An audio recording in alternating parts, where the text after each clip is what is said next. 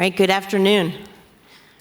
My name is Cheryl Martin, member of the Managing Board at the World Economic Forum. Honored to be here this afternoon with this distinguished panel to have a conversation that I think is really important given everything that's going on in the world this year. Everything from the low oil prices that have dominated the headlines, which caused people to pull down capacity and I think have started to turn themselves around. We've seen a tremendous amount of dynamic as well in renewables, increasingly cost competitive, over $329 billion in investment in this past year, according to Bloomberg. But also we've seen a tremendous amount of installation and commissioning, 64 gigawatts of wind and 57 gigawatts of solar PV. In addition, tremendous amount of energy efficiency regulation. China issued its 13th five-year plan with some very ambitious goals. And on top of that, I think all the dynamics of the fourth industrial revolution, seeing increased digitization and changing of business models as a result of the cost down in sensors and software systems. And so I think a very important conversation on the energy outlook centered here from Asia. And so with me today are panelists, Jifan, the chairman and CEO of Trina Solar, Wenke, the Director General of the Energy Research Institute, Iain, CEO of Centrica, Changhua, Director in China of TIR Consulting, and last but not least, Geoffrey Qhena, the CEO of the Industrial Development Corporation of South Africa. So welcome today, and I look forward to this conversation with each of you. I thought we'd open this, because it is such a broad subject, by going down the line, and perhaps we'll start with Mr. Han, though, and ask everyone about what you think is the most important dynamic looking forward as we head out 5 years in the energy sector. And then we'll wrap that into some follow-up around oil and gas and renewable dynamics and jump into the China plan. So, Mr. Han, what do you think?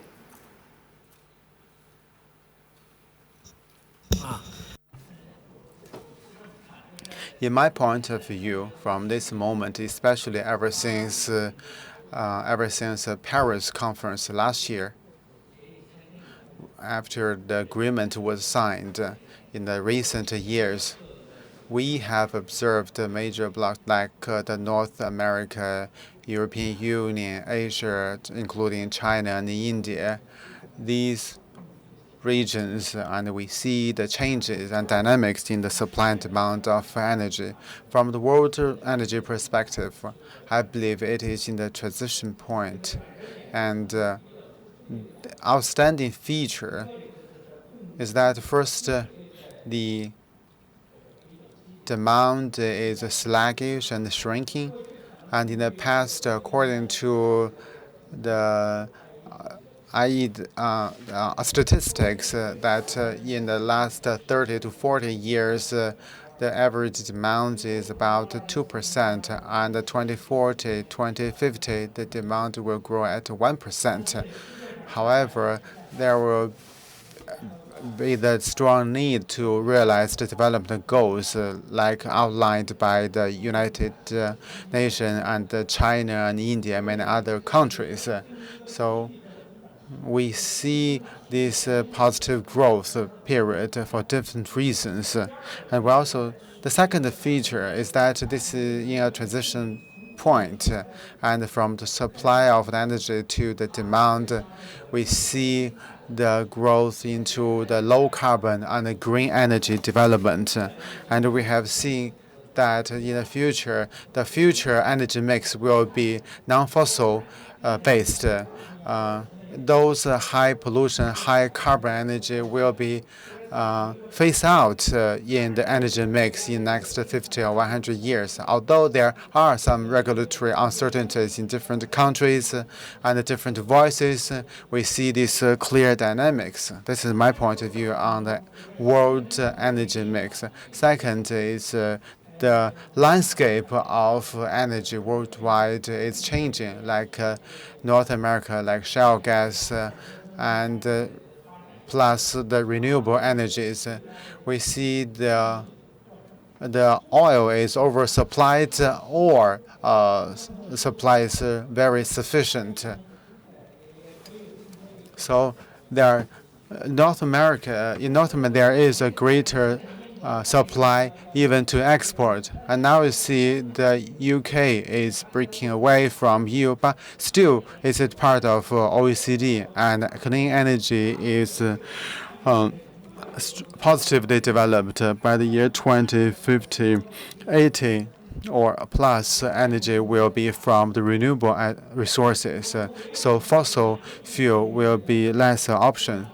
And Asia, we see a strong growth, and China's economy is in transition, and also our need, and GDP growth is 6.2 to even 6.5, and energy will grow only 1 or 2% and maximum 3%, much smaller than the previous speed. The demand is smaller and growing at a lower speed.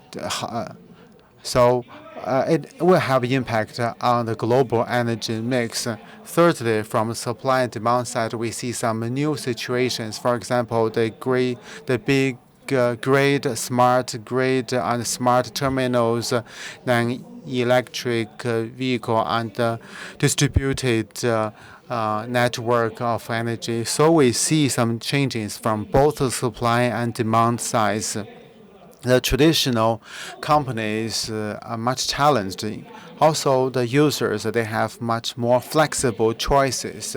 So in a word, we see a lot of changes that may have an impact on the future energies. And in China, to be specific, China has released the 13th five-year planning. However, the energy section is not released yet.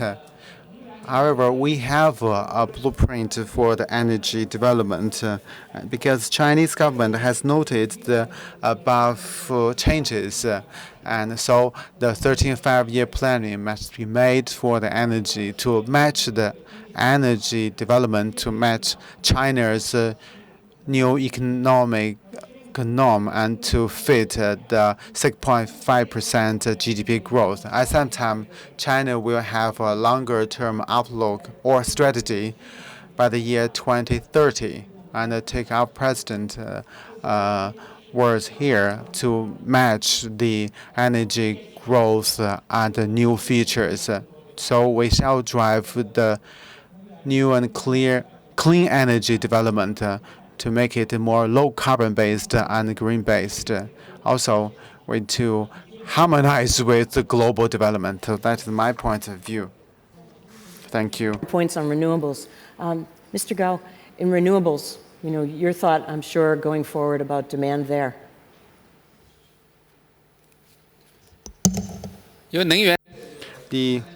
Well, there's a triangle for energy: security, low carbon, and cost. So the three dimensions in the past, the focus was more on the security and the cost. However, given the global efforts to respond to climate change, especially the low carbon pathway during the Paris conference, I think low carbon priority has been identified. In Europe, low carbon is always a priority. However, we have noticed some new dynamics. For example, in China and India and other emerging economies, much effort is made, especially to identify the clean energy as a strategic importance. In addition to respond to the climate change as a global responsibility, it should be noted that the solar energy and the wind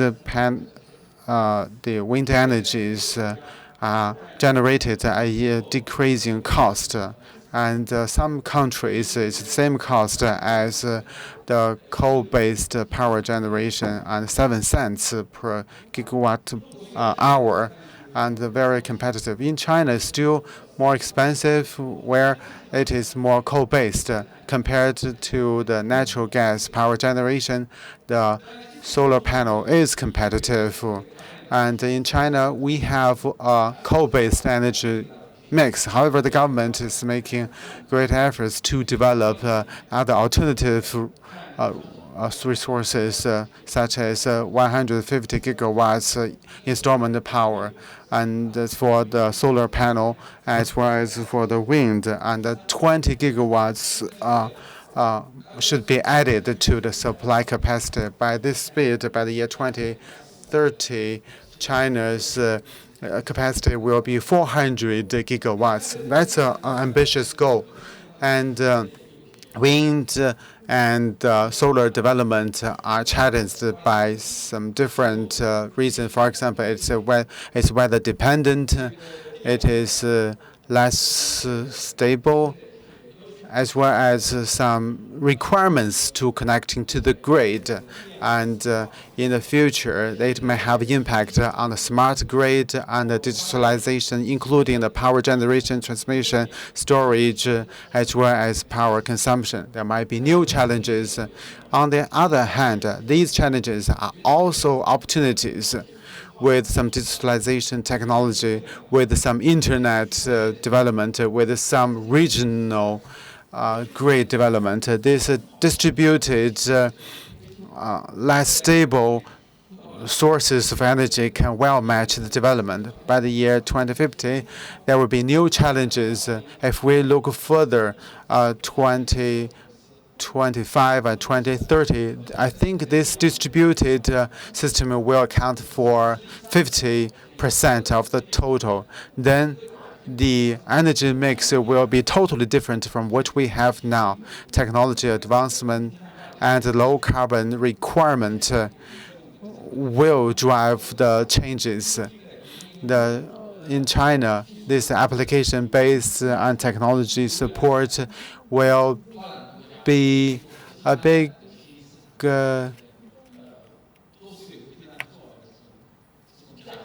will be of good value for emerging countries like India and other countries, and a good opportunity for international collaboration so that other countries may have shortcut, may not start with the coal-based system, and can start the system with the mix of renewable energies and traditional energies. I think that trend is obvious.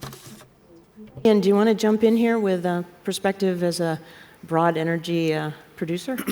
Well, first of all, I'm honored to be able to give a view from Asia, given that I'm not actually based there. But let me start with what's not new first, and then just cover a few points that I see as quite important. That what's not new is that GDP is going to approximately double in the next 20 years.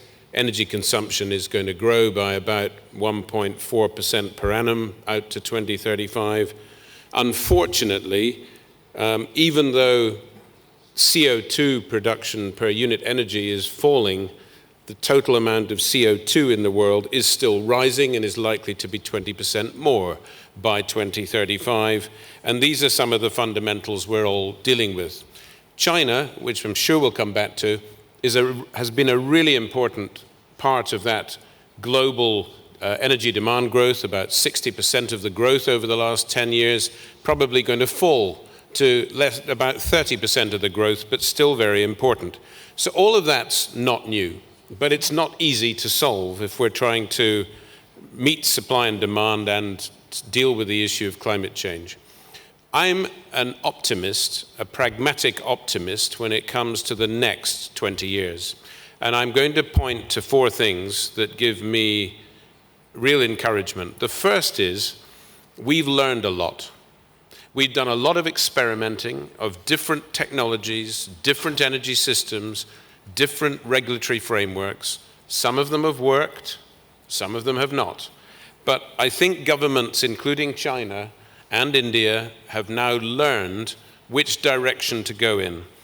In transport, I think we realize that the pace of electric vehicles will not solve things overnight, and that it's energy efficiency and new internal combustion engines that are probably going to make a difference initially. In heat and power, I think we've learned, again, it's energy efficiency and natural gas, nuclear where it's allowed, and eventually deep penetration of renewables. Paris, I think, changed things from a top-down solution to a bottom-up solution, and I'm sure we'll talk about that. In terms of, so that's the first thing, we've learned a lot, and I think we now know what we need to do. The second thing is that power is shifting towards the customer, and I think Mr. Hun talked about this. Customers now have lots of choice about what they can do with their energy. Secondly, there are many more technologies that are economic at the point of use. And thirdly, data and insight from that data. When you combine these together, customers have a huge amount of choice, and that's going to revolutionize the energy system. Therefore, the third point I would make is that we're driving to a shift towards distributed energy systems, and this is going to be irreversible. And that means that much more energy growth, power growth in the next 20 years will probably be in distributed rather than central generation, and distributed energy is going to become important in the world. And my fourth and final point is, what does this mean? It means some quite big changes, such as a shift from where energy is generated and consumed, more access to energy for many more people, new competitors in the energy landscape, quite a lot of complexity as grid owners deal with the change, and I'm pleased to say this will drive continued divergence of energy and GDP and CO2. This is why I remain a pragmatic optimist. Excellent, thank you. And I think Changhua would join you, I think, in the optimism on some of those points. Want to add something to that piece of the dialogue? Definitely, thank you. I also feel honored to be part of this panel as well. Since you were asking about the dynamics, a lot of things, points, actually great points already mentioned. I probably will take a little bit a step at this particular dynamics issue actually from 3 points.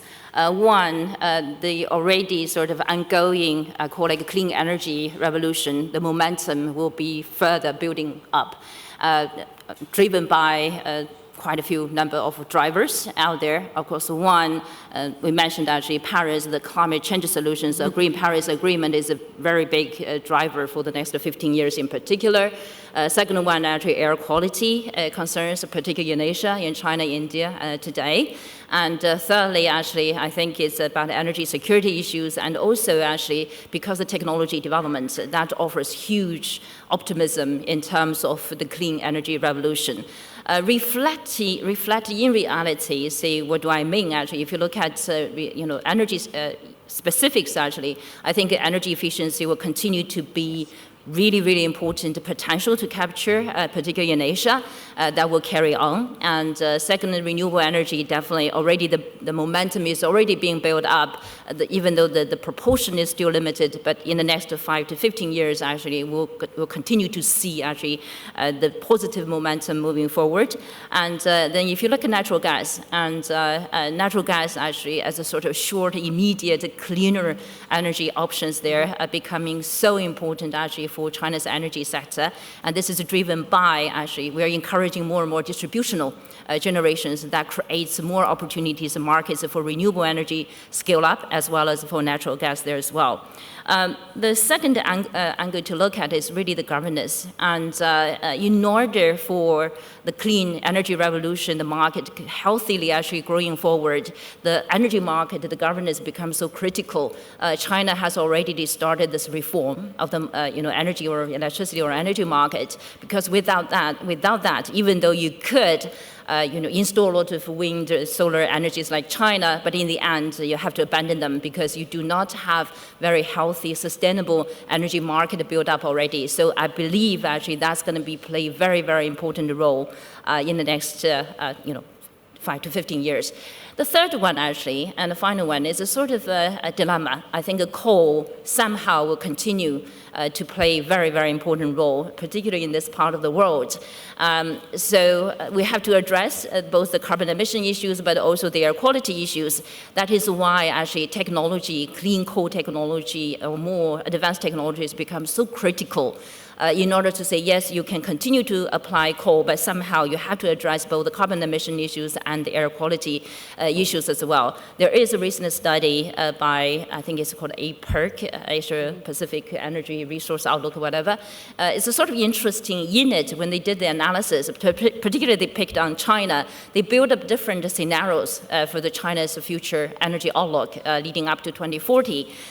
So they have like high renewable energy scenarios, high natural gas scenarios, and nuclear, and of course against the business as usual there as well. Interestingly enough, no matter whatever actually the scenarios they laid out, coal continues to be a very important part of the energy structure. So solving the coal issue actually in this region becomes so important, and that's going to offer some momentum actually, or dynamics in the coming 15 years as well. Mm-hmm.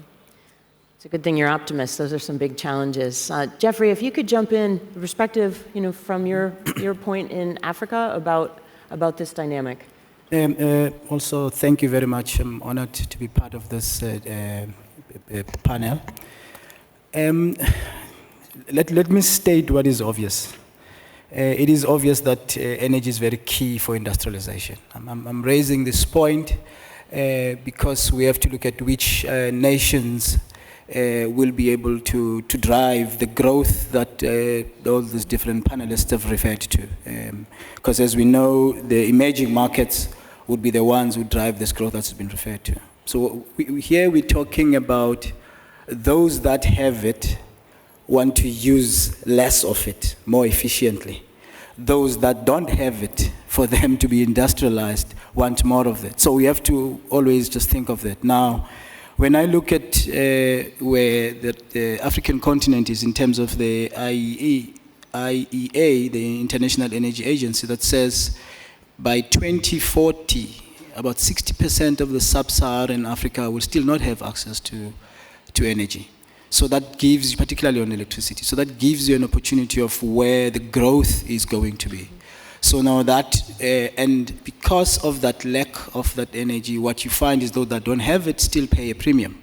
So when we talk innovation, we should be looking at how best we ensure that it is easily accessible. Iain talked about it will change where it is actually generated, but also we have to tag that with the cost of that. We've seen in renewable the cost of it coming down. So the issue is then how do we accelerate that? Because we shouldn't necessarily pay the same school fees as that's been paid. So I see the African continent as an opportunity. I think China has taken a lead in that, in fact. Because if you look, they're already in 35 countries. Investing in energy and largely in the renewable energy space. I mean, from the entity that I represent, the IDC, South Africa, in terms of its ability to generate, is the largest in the African continent. But also, as IDC, we play a large role, particularly on the renewable. So coal, I also agree, will still continue to play a role, not necessarily only in China, but also in the African continent. But then the issue is then how do we innovate and ensure that what is talked about, clean coal, is actually accelerated. But whilst you use coal, use it maybe in a way which is better, but at the same time, ensure that we accelerate on the renewable energy. Because it's said, I mean, if you look into the growth, in fact, the renewable energy is the one that will be growing energy much, much faster than coal. Yeah. No, absolutely. Well, that's an important dynamic. We will come back to the role of technology in all of this, but let's jump to the fact that you've all talked about is, well, China's plan, and where it will take us as it develops. Mr. Han, maybe you can jump in. You did say it's not yet issued, it's in development, but we obviously have a track record of where it started to move us. There is an intent looking forward. How do you see the emerging energy portion of the 5-year plan driving some of these important objectives in terms of renewables, air quality, and things for China? The 13th 5-year plan would have an energy chapter. It is not there yet, but I think you can have a general idea about what it will be, because many ideas or many policies are consistent with the previous ones. In terms of this 5-year plan, I think there are several key points or concerns will be covered. First, the sustainable reduction of the use of fossil fuels in China, including its use and the consumption, especially coal, the use of coal. This effort has been made for already 3 or 5 years. 3 years ago, we started to see the reduction of the use of the coal. However, the efforts started even earlier. Almost 10 years ago, China started to reduce the greenhouse gas emissions and to evaluate the energy consumption per unit. So a lot of things has been done at that time. It's only because the demand of energy increased largely in that period of time, and the demand of the coal also closely related to the production side. That is why we see a rise of the consumption of coal. And now we started to see a drop of the use of the coal, and this momentum will continue, which is also closely related to the efforts taken by different regional governments, including the central government, to fight against the air pollution, to reduce the PM2.5. So we can say that in the large cities in China, we will see a dramatic reduction of the use of coal in terms of power generation. Another point is that half of the consumption of coal in China is for power generation. And in the 13th 5-year plan, it stipulates that the combustion of coals for power needs to be dealt with by the super combustion concept, the super emission, which means the hazard gas emitted during the process will be largely reduced. New measures and technologies were applied to achieve this goal. We have 1 billion gigawatts installed capacities so far of the coal-firing power plant, and this would also be largely reduced as well. There are a lot of room for renewable energies, like Mr. Gao, who is engaged in solar power, wind power, and other clean energy. They are all developing very rapidly. So in the next 5 years, the proportion of the use of renewable energy will increase by 3 to 5%, and the use of the coal will be largely reduced. This is one significant change that we can expect. Another change is that China now is adopting a supply-side reform approach to deal with the energy sector reform, meaning the reform of the supply side of the energy sector, because in the past, the supply side is dominated by SOEs and based on the central planning and guidance from the central government. The distribution of development lagged behind. In the 13th 5-year plan, this will be shifted as well. We need to reform the energy system to make it more flexible and high efficient, and to reduce the excess capacity, and to increase efficiency as a whole. And of course, we will improve our governance as well. The Chinese government now started to delegate its administrative authorization powers to other organs, or to eliminate those administrative procedures. But at the same time, it also needs to strengthen regulation, especially to promote the transition of enterprises into a more green and clean-based energy model, and to promote the trade of carbon as well. Well, given the time limit, I will not further elaborate, but the general trend is set as we discussed. So, Mr. Gao, how do you see that dynamic playing out for Chinese companies like yours and others with investments in country and looking out, extending that technology worldwide, including Africa?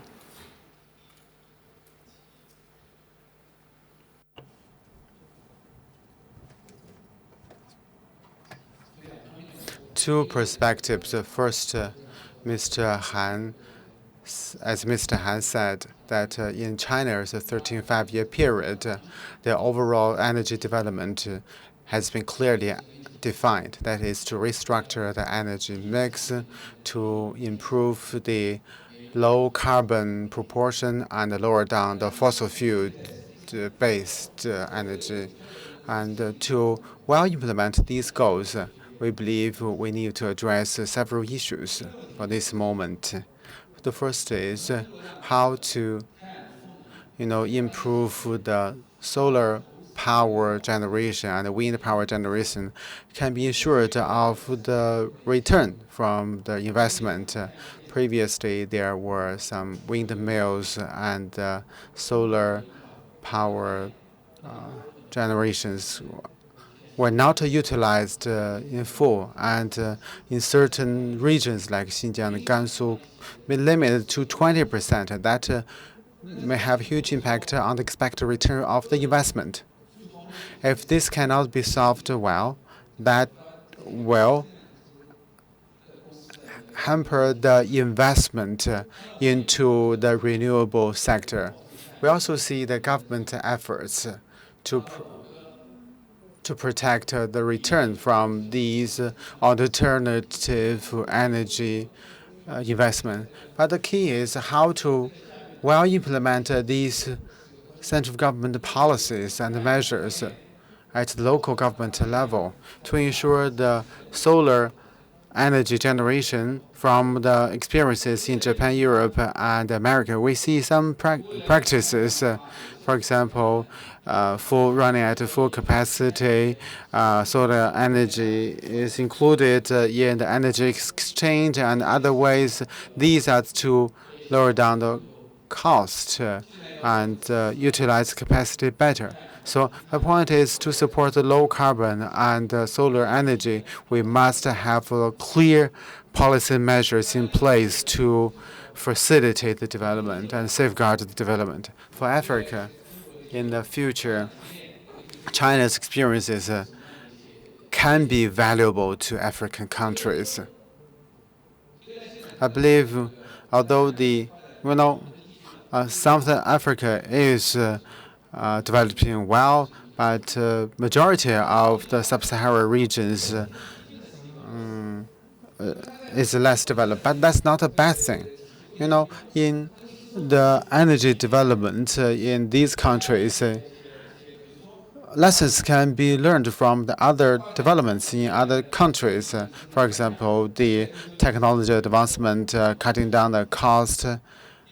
Secondly, the experiences can be adopted and learned. So I believe the energy mix restructuring in African countries like 2020 or 2030, they can establish an advanced system.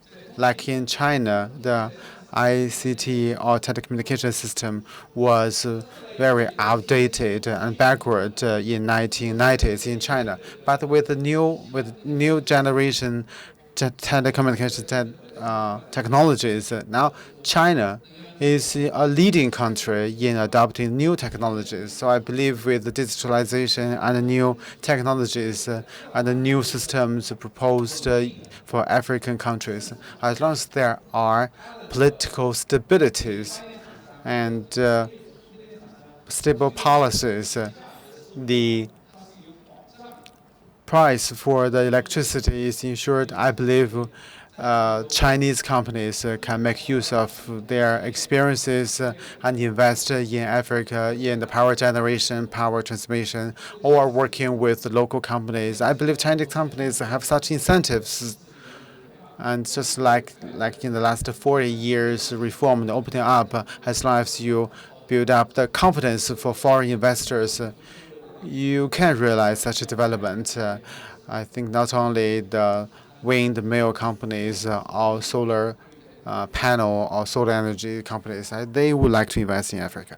Thank you very much. Iain, do you see opportunities with this market reform for international companies? And are there places where there are still barriers where public-private conversation is going to be really important to really allow others to come in? Well, first of all, without repeating some of the points that have been made, clearly China's role on the global markets is fundamental. I'm a real believer in G3, the United States, Europe, and China. If they agree on something, the rest of the world will probably follow. After last Friday, I'm afraid it won't be G4, it'll just be Great Britain on the side of the G3. China's going to be 25% of the primary energy consumption in 2035. Clearly, China's doing many of the right things. Reducing energy intensity per unit GDP, increase in services in the economy, limiting total energy consumption, driving investment in renewables, as Mr. Gao has said. I think there are two things that China has still to do more of. The first is to find ways to stop using coal. I do agree that superheated coal processing is better than other technologies, but it's still very bad, both for PM 2.5 and for climate change. And I think China must try and find ways to incorporate more natural gas into the system, importing natural gas into coastal cities. And where I do think there are opportunities is for international companies to compete with Chinese companies to bring new consumer solutions to the Chinese people, new distributed energy systems to the Chinese people, and to drive competition, which will accelerate the pace of innovation. So I do think China is showing signs of opening up to true competition. There is still a little bit of a hangover favoring state-owned enterprises, but it's going gradually. So I'm hopeful again, but I think that there's more that could be done to encourage real head-to-head competition in the energy market. Changhua, now do you see in all of this, again, where that public-private dialogue, especially in getting renewables to be a higher percentage? I think we've covered some of the coal points, but to get renewables to continue to grow, is there regulatory policy issue that needs to be addressed? Let me start by 首先， answering your question. I think there's lots of debates within this country, and so on one side we've been developing renewable energy very fast. So we literally made a miracle already. I think China's successes and the contributions to renewable energy development have been very well recognized globally, which is very positive sign. But then on the other side, actually, as Mr. Gao, since his company is in the sector, the companies actually in the sector feel a lot of pain in the process, which probably is sort of unavoidable to a certain extent, meaning actually in reality, when you stored so many, but somehow the market is not very well designed, developed at this moment, so you end up actually with a huge waste of resources with the investment already in it, then somehow very quickly they become stranded asset, which is really unfortunate for the renewable energy sector development. In the last few months, actually, I think the government is definitely stepping up these efforts in terms of, requiring mandatorily actually say, okay, this is the price, this is the sort of, you have to, grids have to actually allow renewable energy, actually, the installations to be, generation to be connected to grid or whatever. So things like that is already happening, and I believe actually this is sort of as a part of the electricity market reform in China, which will be more and more actually geared towards in favor of renewable energy development there. So hopefully things will change in the next 5 years. And let me go back to the 5-year plan a little bit, actually. I definitely see this coming 5 years as a very critical transition for this country, of course, for the world as well.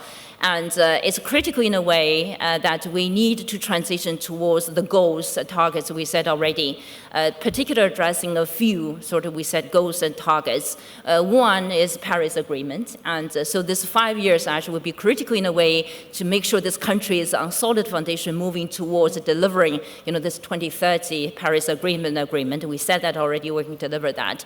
Second, actually, is really the air quality improvement. And so Premier Li Keqiang declared, the war on pollution a couple of years ago. And this 5 years actually becomes so critical in terms of, to reflect to the society, to the global community, that the leaders governing actually environmental quality are really delivering that air quality improvement.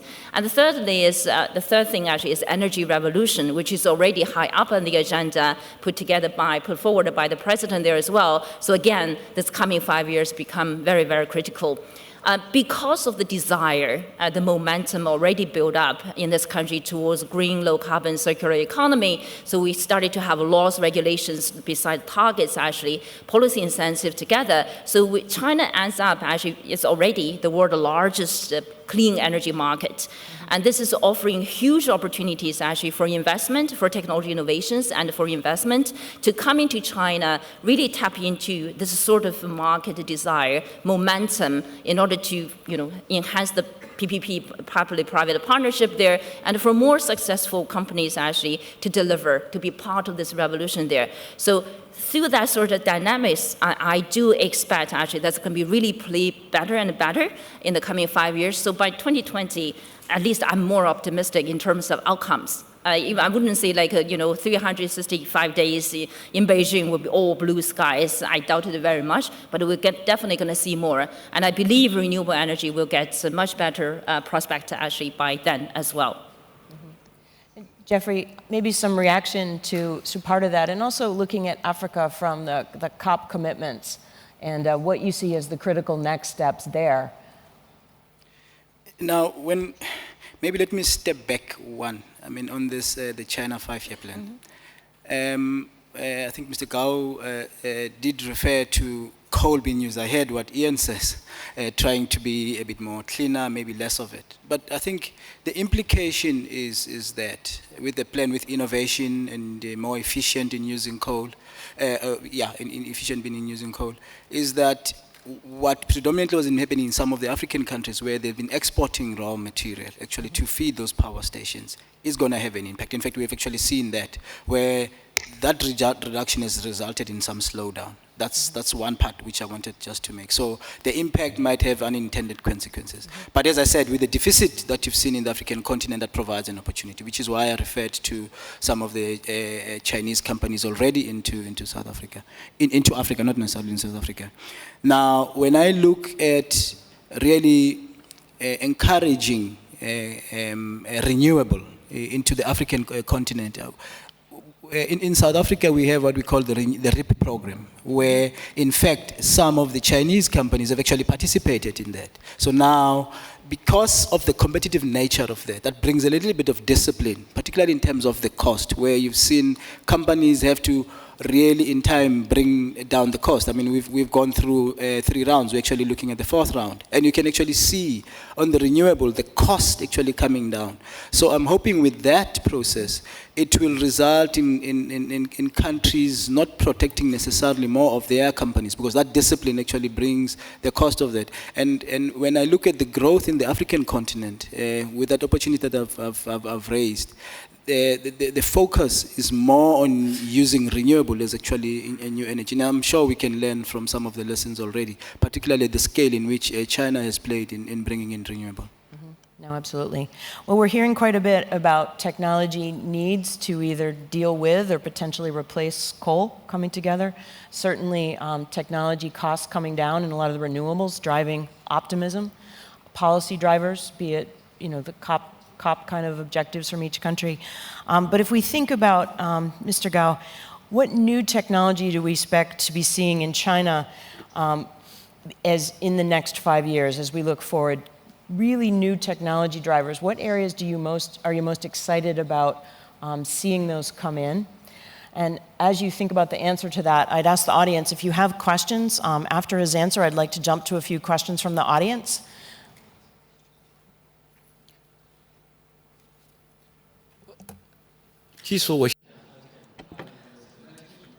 About the technology, what kind of technology can bring breakthroughs in the energy sector?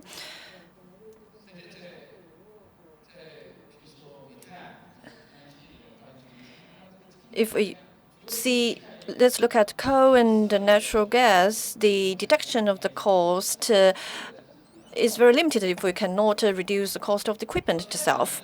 Well, for solar power, it is high-tech. In the past decade, from 2005 to 2015, the cost of solar power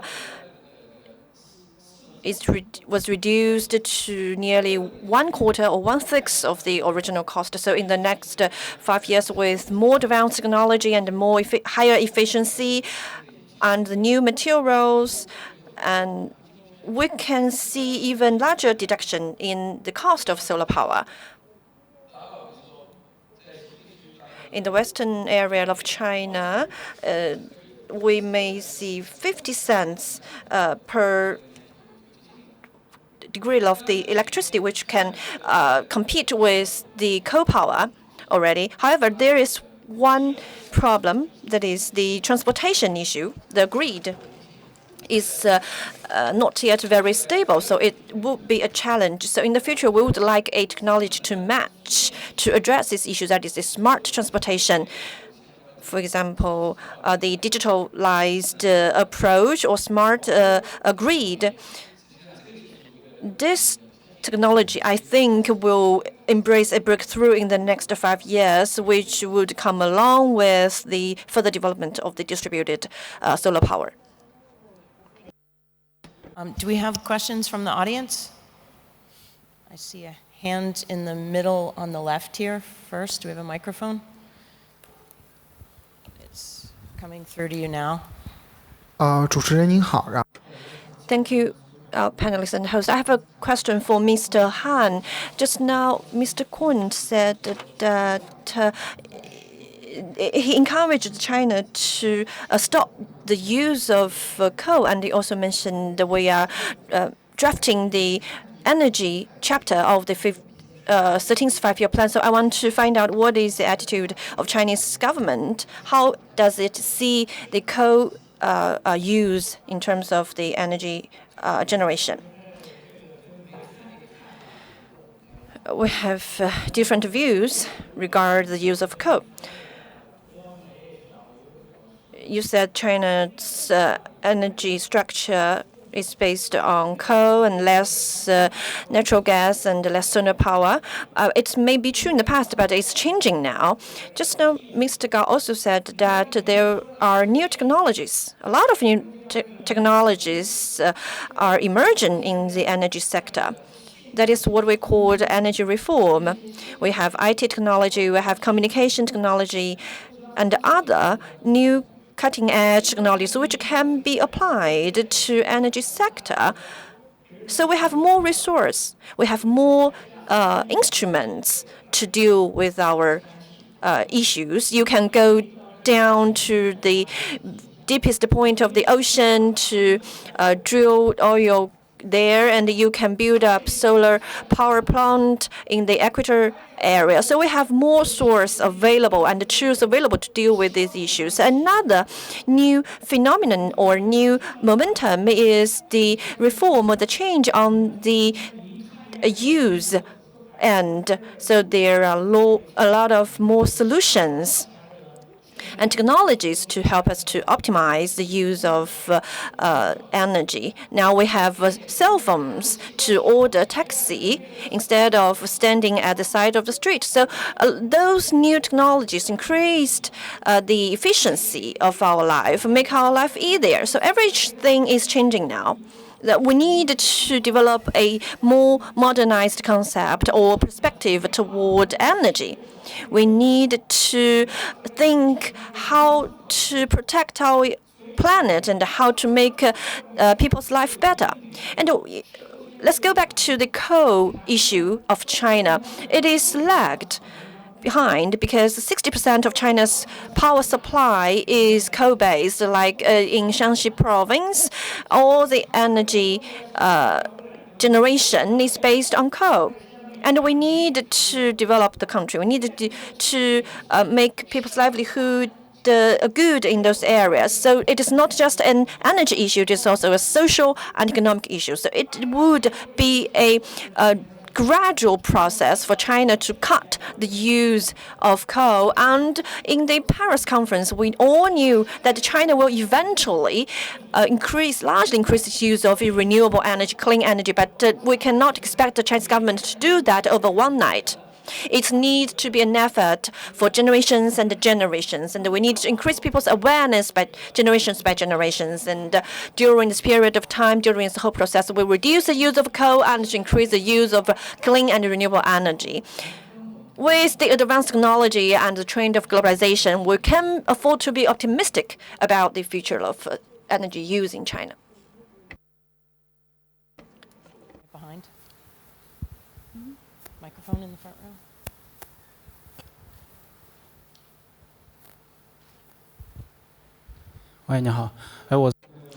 I'm from Tencent. I have a question for Mr. Gao.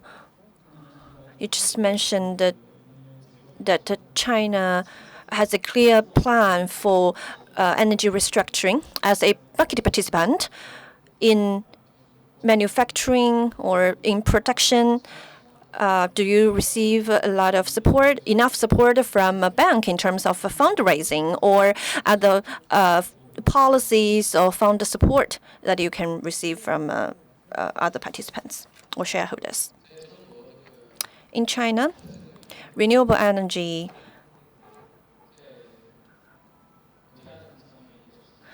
received favorable policies from the government, and it developed quite well in the recent several years. China now owns the largest installed capacity in terms of windmill and solar power, and the voltaic technology also taking a leading position in the world, and my company is a leading company in this area. So a lot of new development in this area. With this new development, the financial institutions started to put more, to provide more support to those area. Last year, the total investment in the solar power industry almost reached 300 billion for those projects, which represents a big commitment not only from the energy sector but also the financial sector. Without those support, we cannot achieve this goal. But of course, there are issues. For example, during the development of distributed energy system, we encountered with several issues. The windmill power plant is concentrated in the eastern. The solar power system are more suitable to the eastern area of China. But for those solar power plant, they need to sell the power to the users. But they cannot guarantee or ensure they can get the money back from the sales. And this kind of uncertainty make those power plant or power generation facilities feel difficult to raise fund from the market or even have loans from the banks. So we're now trying to optimize the distributional channel or sales network of the solar power generation or solar power system. So those market participants can have much easier way to raise fund.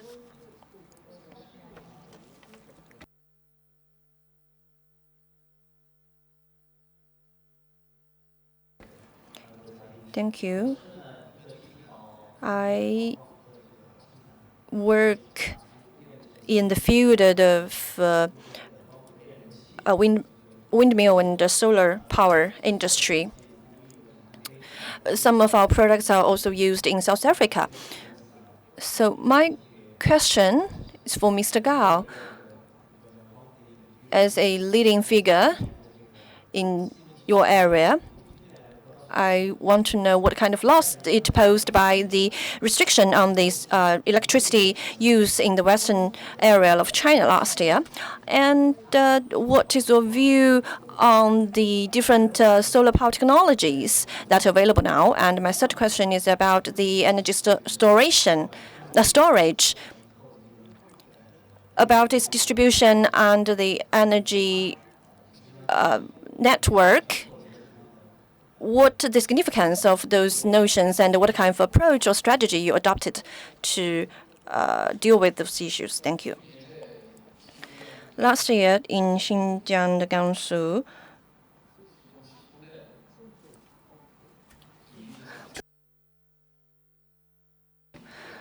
we adopted the approach to put aside the power generated in those regions, and which caused a lot of pressure to the power plants in those areas. So there are several approaches being taken to deal with this issue. For the power plants in those regions, the new quotas of solar power or windmill are stopped being distributed to those regions. But there are hopes as well because, for example, in Xinjiang province, in the capital city, people used coal as the main source of energy in the past, but now they started to use electricity because there's oversupply of electricity in this area. So they encourage people to use electricity instead of burning coal as a source of heating. This is one way to absorb the overcapacity in those areas. So in the future, if the optimization on the user end will enhance with the increase of the use of the energy, then we can be optimistic about the future, the prospect of the renewable energy in those areas. About your second question, there are a lot of new technologies in solar power. Among them, I once made a roadmap between to 2025. In volt technology, the high efficiency battery will be a solution. Now, the transformation efficiency already reached 20 to 25%. Based on that, we will add a new technology or new element. Then the efficiency will be increased to around 30%, which would largely reduce the cost of solar power generation.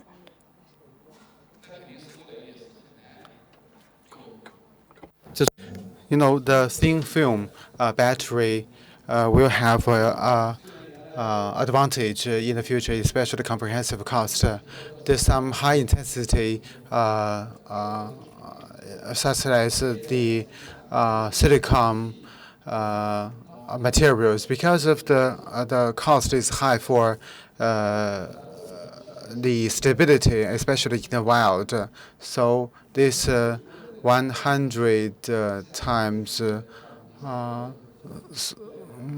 solar focus is still challenged by some technical difficulties. The power generation is making advances, especially in certain areas. There are quite stable supplies where the local weather is more stable. But the problem is a large amount of water will be consumed. So when there is a good sunshine and good supply of water, then that is heat power generation is possible. However, still 50% than the solar power generation. That can be a technology trend in the 13th-5-year period. However, the dominant products will be the silicon-based devices for the solar power. Third one, the power storage. Well, with the distributed solar panel devices as well as windmills, there can be a trend. But the problem is to match the power generation with the power consumption, both the distance and time.